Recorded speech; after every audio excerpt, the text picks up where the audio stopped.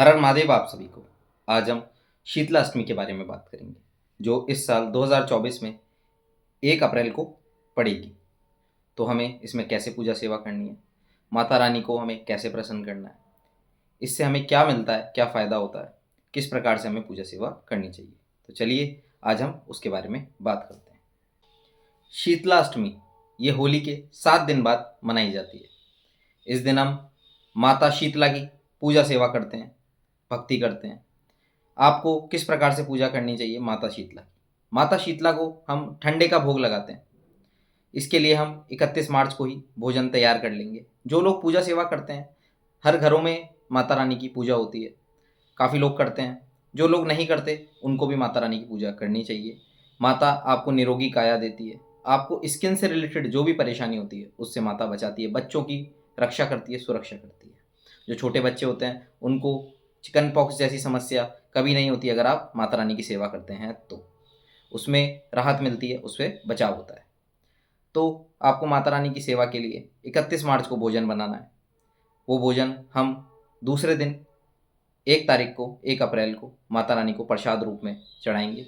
इस दिन को बांसोड़ा भी कहा जाता है क्योंकि हम इस दिन एक दिन पुराना बासी भोजन माता रानी को भोग लगाते हैं, ठंडा भोजन माता रानी को भोग लगाते हैं। तो उसमें कई लोग दही बड़े राबड़ी का भोग लगाया जाता है। जैसे हमारे राजस्थान में राबड़ी और ठंडी रोटी का माता को भोग लगाया जाता है। आप लोग कम से कम मीठे चावल और दही का भोग तो माता को ज़रूर लगाएं। जो लोग और किसी वस्तु का भोग नहीं लगा पाएँ वो मीठे चावल और दही का भोग लगाएंगे माता रानी को। उसके अलावा आपको माता रानी को जो है ब्रह्म मुहूर्त में जल से स्नान कराना है, ठंडे जल से स्नान कराना है। उसके साथ ही आपको उस जल को जो माता रानी के ऊपर आप अर्पित करेंगे उसको आप लोटे में भर के वापस लेके आएंगे और अपने घर पे उससे छिड़काव करेंगे और अपने फेस पे आप लगा सकते हैं, अपने हाथ पे आप लगा सकते हैं। इससे आपको स्किन डिजीजेस नहीं होती है, स्किन से रिलेटेड कोई भी परेशानी आपको नहीं होती है। उससे माता रानी आपको बचाती हैं और घर में रोग दोष नहीं होने देती है। आपने देखा होगा माता रानी की तस्वीर में, माता रानी की प्रतिमा में माता रानी के हाथ में जो है झाड़ू होती है।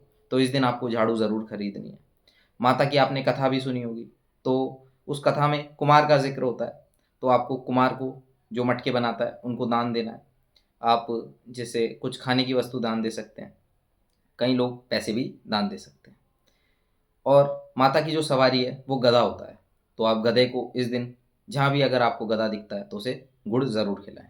और अगर किसी को माता शीतला की प्रतिमा नहीं मिलती है, उनके आसपास माता शीतला का कोई मंदिर नहीं है, तो आपको क्या करना है, शिव परिवार जो होता है, भगवान शंकर के जो शिवलिंग में शिव परिवार होता है उसमें माता पार्वती को ही स्नान कराना है माता शीतला के रूप में। इस तरह से आप पूजा सेवा कर सकते हैं और माता शीतला की कृपा के पात्र बन सकते हैं।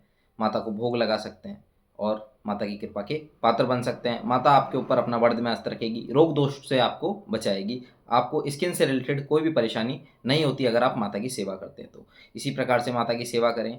हर हर महादेव जी।